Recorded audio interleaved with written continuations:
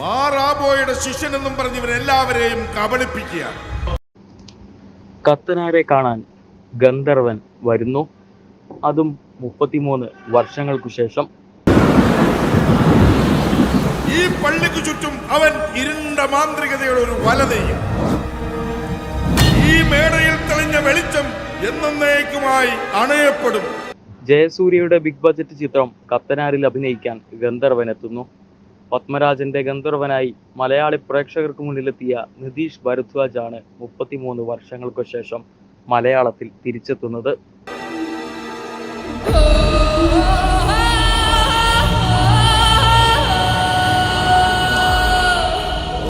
മഹാഭാരതം സീരിയലിൽ ശ്രീകൃഷ്ണനെ അവതരിപ്പിച്ച് ശ്രദ്ധ നേടിയ നിതീഷിന്റെ കരിയറിലെ മികച്ച വേഷമായിരുന്നു ഞാൻ ഗന്ധർവനിലേത്. അതിനുശേഷം ഹിന്ദിയിൽ നിരവധി സിനിമകളിൽ പ്രത്യക്ഷപ്പെട്ടെങ്കിലും മലയാളത്തിൽ തിരിച്ചെത്തിയില്ല.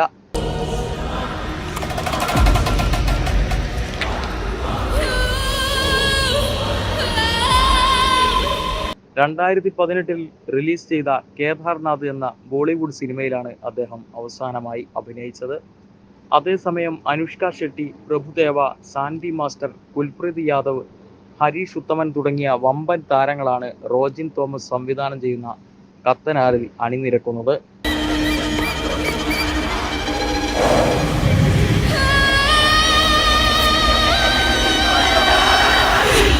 മലയാളത്തിൽ നിന്നും സനൂപ് സന്തോഷ്, കോട്ടയം രമേശ്, ദേവിക സഞ്ജയ്, കിരൺ അരവിന്ദാക്ഷൻ എന്നിവരും എത്തുന്നു.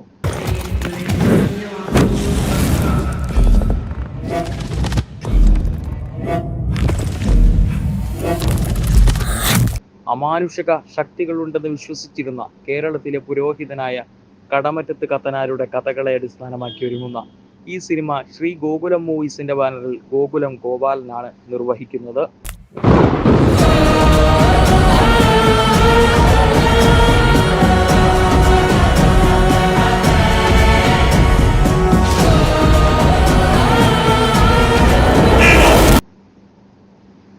ബൈജു ഗോപാലൻ, VC പ്രവീൺ എന്നിവരാണ് coproducers. Executive producer Krishnamurthy. Gokulam Gopalan നിർമ്മിക്കുന്നു.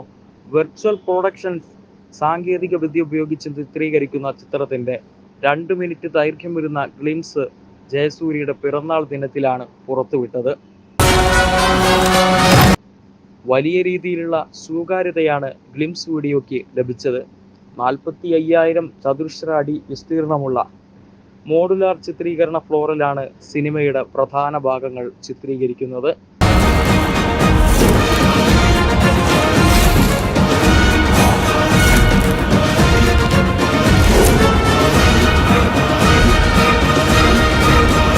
മുപ്പതിലധികം ഭാഷകളിലായി റിലീസ് ചെയ്യുന്ന ഒരു ബ്രഹ്മാണ്ഡ ചിത്രമാണിത്.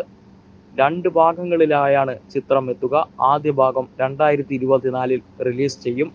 രചന R. രാമാനന്ദ്, ഛായാഗ്രാഹണം നീൽ ടി കുഞ്ഞ, ആക്ഷൻ ജംഗ്ജിൻ പാർക്ക്, കലൈ കിങ്സൺ, സംഗീതം രാഹുൽ സുബ്രഹ്മണ്യൻ ഉണ്ണി, പ്രൊഡക്ഷൻസ് കൺട്രോളർ സിദ്ധു പനക്കൽ എന്നിങ്ങനെയാണ്.